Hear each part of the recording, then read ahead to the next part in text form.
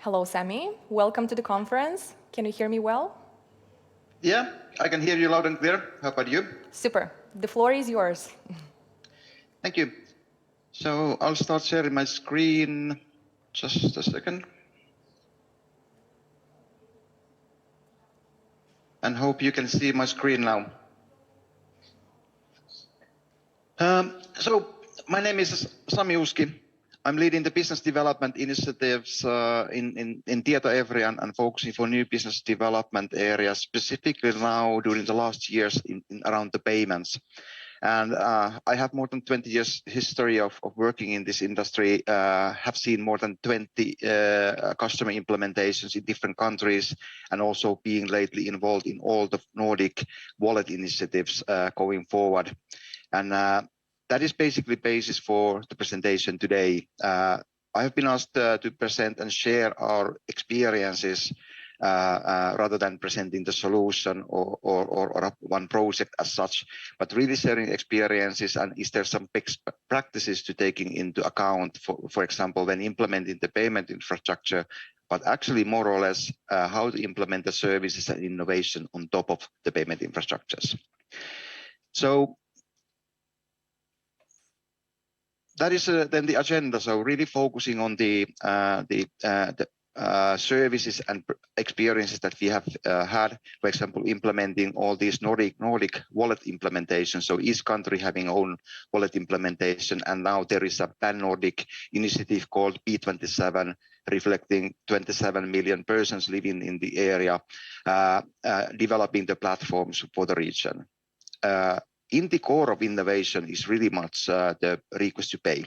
And we have a lot of good experiences there when building services on top of it and really getting the end customers and the companies, the merchants to benefit of those solutions and harmonized payment flows. Then, of course, when we talk about the payment infrastructure and international environment, we are talking about the interoperability, and that is one of the key learnings to take into account already when implementing one national solution, like we have done, for example, in Finland or Sweden or Norway as a country-specific implementations. And last one, a little bit touching about what is coming next. There is a lot of innovation being developed and built.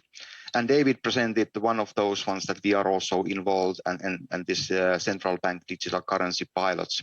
Just refer very quickly at the end of the presentation here. So let's get started. So just two topics from the company that I'm presenting and working with this. TietoEVRY is actually a quite sizable company. We have 24,000 employees working in this one. We are the Nordic origin company, and we are actually top 3 when it comes to fintech companies who are having the headquarters in Europe, but really having a global presence when we talk about our service deliveries, our solution deliveries, specifically in the payment area across the country.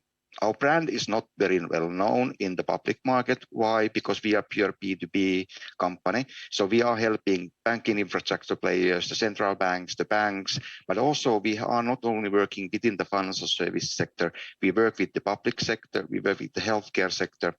And basically with our private cloud solutions for all these sectors, we could consider if our services go down, most of the digital services in the Nordics will suffer or even go down. So we have a significant presence in Nordics, but really sizable business outside the Europe as well, specifically when we talk about the payments, so more than 60 countries in our customer base. And if you look at our solution portfolio in the payments, we are talking about the software for the central infrastructures, account-to-account or card-based infrastructures.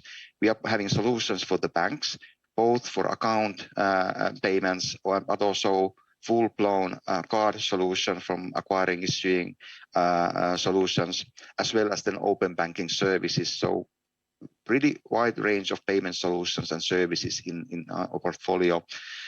But then for this presentation's sake, as said, we start sharing more in the coming slides, our experiences and the best practices from a number of the projects. Here are some of them. Our implementation, for example, Pesalink in Kenya, for instant payment platform, really a quite different environment compared to the next 2 ones, for example, Siirto which is a platform in Finland, or SIBS, which is a mobile wallet and the platform services in Sweden, and I will explain a little bit more on those ones soon. VIPS is a Norwegian wallet solution, and our role there is primarily implementing the e-invoicing solution, and Request to Pay is an interesting way of introducing the new invoices to the end customers for approval. We have a Maldives payment system implementation. My colleague Peter will later on explain a little bit on that one. And of course, worth to mention, we also have a presence already in Moldova with our card processing services as well. But sharing the experiences, so going forward. So what is there? So first part of the presentation is focusing on this, let's say, roadmap in this journey for the mobile wallets part, and the second part is really talking about the interoperability, the cross-border development of the payment platforms and the overlay services, and not focusing for the core infrastructure as such. A lot of experiences there, but it would be a separate presentation for that one. The journey will go from instant payments to Request to Pay, utilizing a number of the use cases. It's really about the standardization, building cross-border platforms, talking about building the ecosystems with the same rule book for serving the customers, and leading also then European Payment Initiative, and for example, how to utilize it and helping the convergence between the account payments and card payments. And in the end of the day, we have some new initiatives and pilots ongoing, for example, this e-Kruna already presented.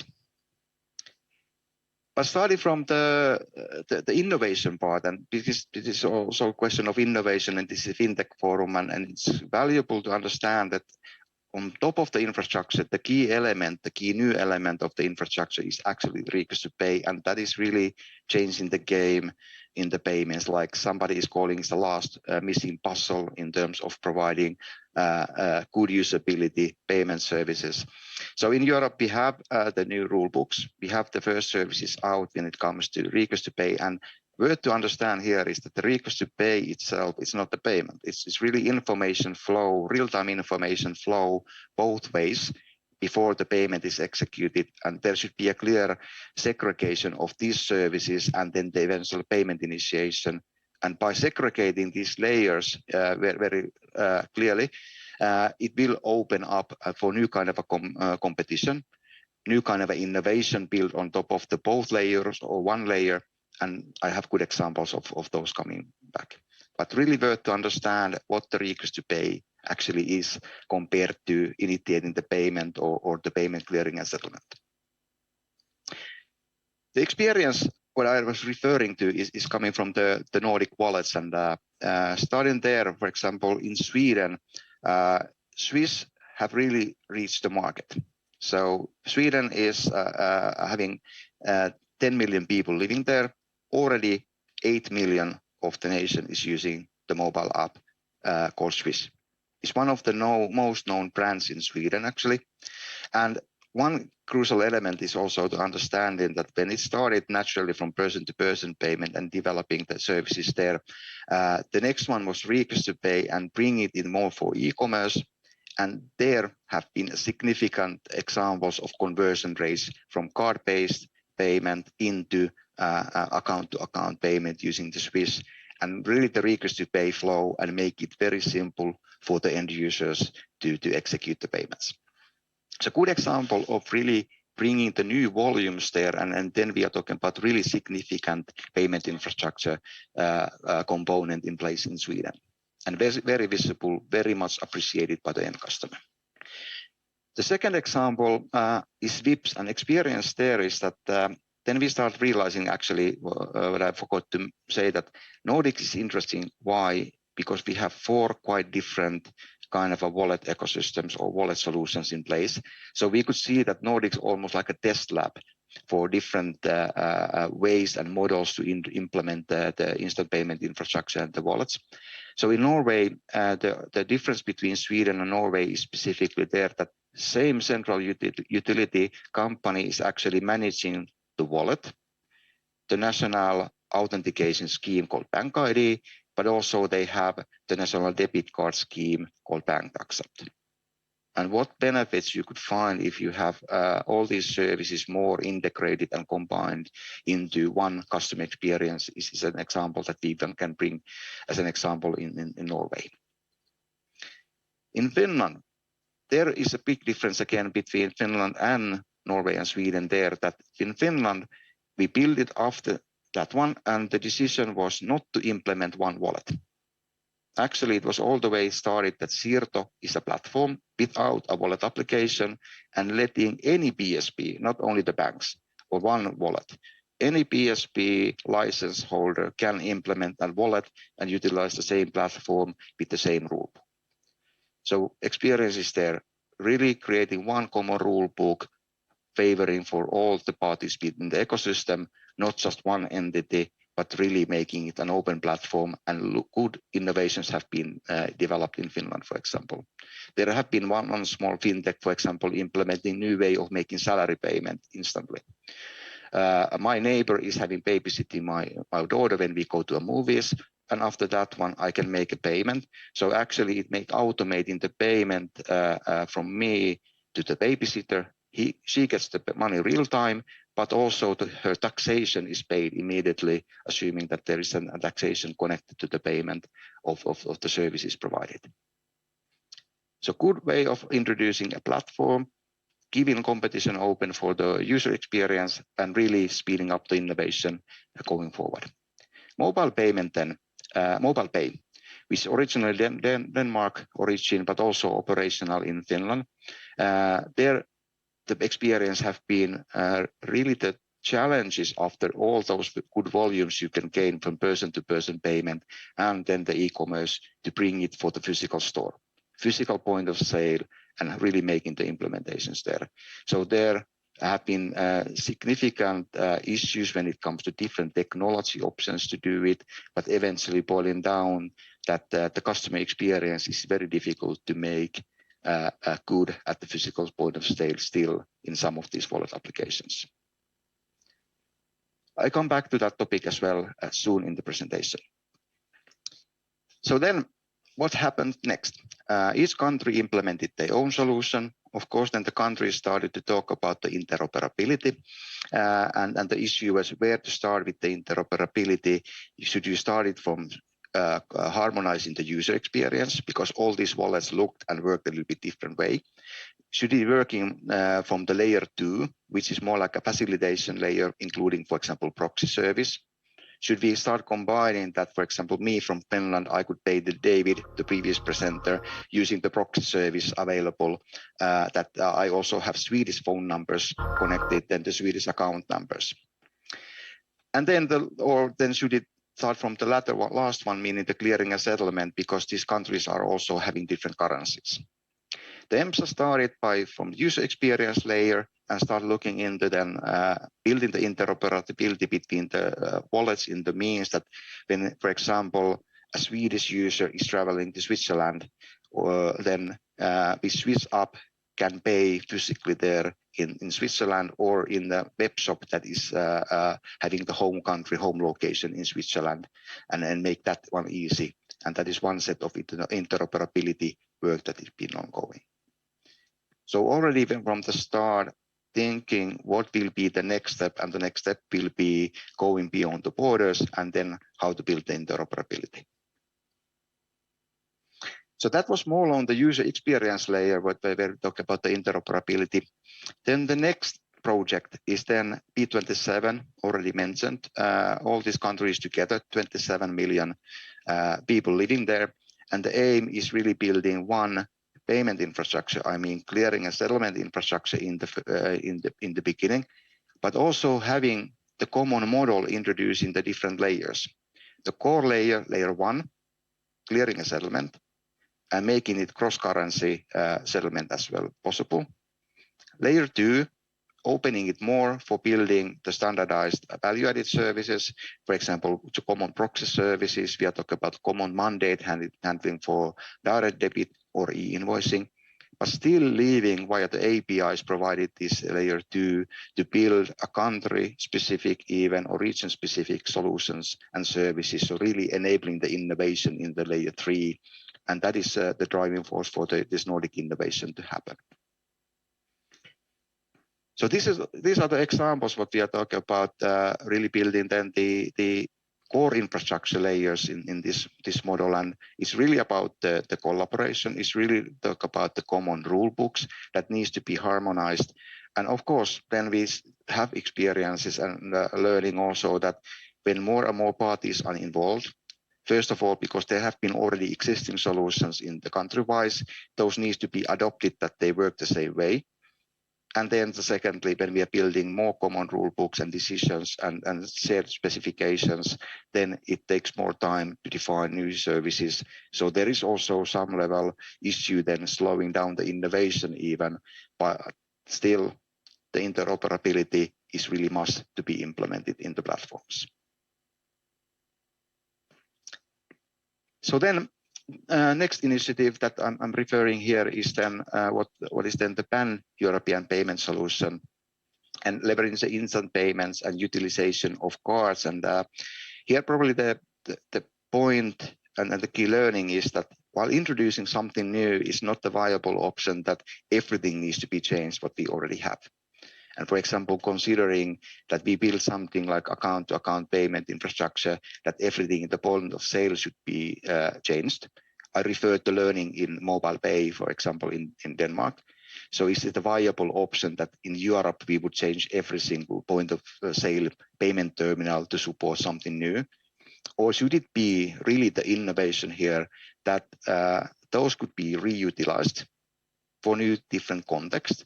And then having the possibility using then for clearing and settlement the account-to-account infrastructure, even the layer 2 services like proxy services, and making it more easy for person-to-person payments, for example. Or then for me, when I'm in e-commerce, only with my phone number or having that one in my e-commerce site, then I will get the payment request into my designated wallet. Regardless what wallet it is, the platform knows where to send the request to pay, and then I can approve the payment and the real-time information is provided back to the merchants or the utility company as such. So interesting initiative, very challenging initiative ahead. As mentioned, interoperability across the countries requires consensus, common decision, common rule books, which tend to take time. But also then the value of really having a European level solutions is obvious. So the interoperability will happen either the way that EMSA is already doing, starting from the user experience layer, or then it comes from the more layer 1 and 2 services like EPI is introducing as part of their journey. But really in the beginning of the journey, and I believe in EPI, there is also other national implementations, whether it's in Spain or it is in France, brought and leveraged in designing the new platform and the services for the whole Europe. But one learning also from these previous ones, and one key element of the EPI is also that will the payment card disappear? So issuing of the payment card, and we see that there's a lot of new innovation and room for innovation in this space coming, whether it's tokenization, virtualization of the cards or account even, but in the physical card, we have still seen, based on those challenges and customer patterns and user behavior of using the plastic card even in the physical point of sale, so bringing innovations like biometric card and making and actually converting the physical card into an authentication solution to be used in the physical store. In these Nordic pilots, with quite many fintechs, with quite many bigger companies, we have tested basically every known technology in this space. We have the QR code, it's working.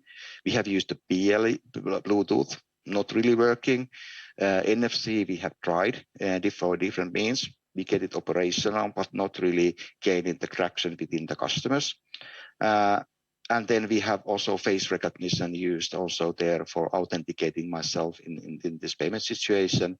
So we have learned that still in the physical point of sale, reusing the current infrastructure, it could be still payment card as an authentication method, at least, to be relevant element to be in place. And that's one could remember that one of the best innovations can be actually reusing something that you already have, use it differently or use it for different reason or purpose. So that was the background where we started, and hopefully you have captured some of the topics that we have already discussed. And myself and Peter, are sharing our contact information, as knowing 20 minutes is very short to give a really solid and detailed information on the topics or projects that we have developed together with the banks, the central banks, the different stakeholders, the fintechs involved. So please, happy to contact us. But then still one thing to remember, that on top of those payment infrastructures that we are developing, there is a lot of new innovations being developed as well. So while implementing those code infrastructures, it should be already taking on considerations that are coming from these new technology innovations or technology solutions or ecosystems there. David already presented the Swedish pilot, and it's really a pilot, but still the trial leading that there will be eventually something what we call central bank digital currencies being exposed. Europe have initiated a similar initiative. Different countries are having the different pilots and proof of concepts, either executing on or planning. And how do they make them to interoperate between the other payment infrastructures that are being built for instant payment, request to pay, and so forth. The second one is pretty interesting one. So a lot of room for new innovations there. And when we talk about the IoT payments, and here I'm not meaning IoT payments in the sense that QR code or a car having a sensor that, for example, parking tickets can be paid automatically. Is really talking about IoT sensors connected, for example, to robots. And those robots are doing the work, and they calculate the utilization of the time or the resources. And then at certain time, the IoT platform collecting that data is converted into a transaction that is, for example, seen as a transaction in the virtual account. Each robot can have an own virtual account, not real bank account, but virtual account. And then the owner of the robots is then eventually having one bank account that all these robots are contributing, and all the payments or request to pays going out to the ones who utilizing the robots are then eventually executed as a request to pay and paid.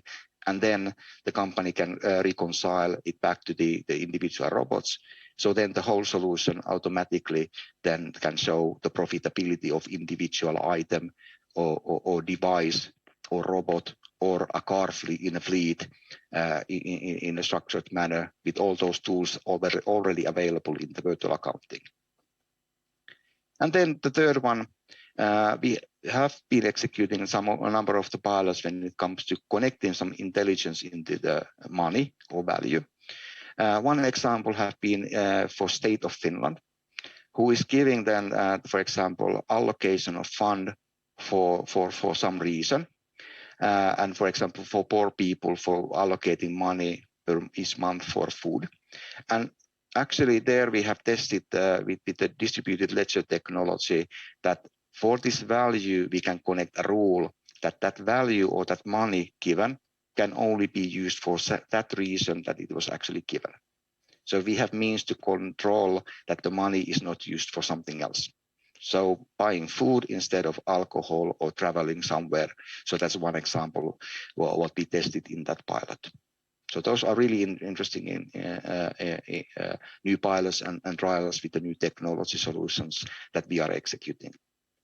But again, these are exactly the innovations that we can then build when we have assumptions that the underlying core clearing and settlement, instant payment, the request to pay, and the layer 2 services like proxy services have been implemented properly.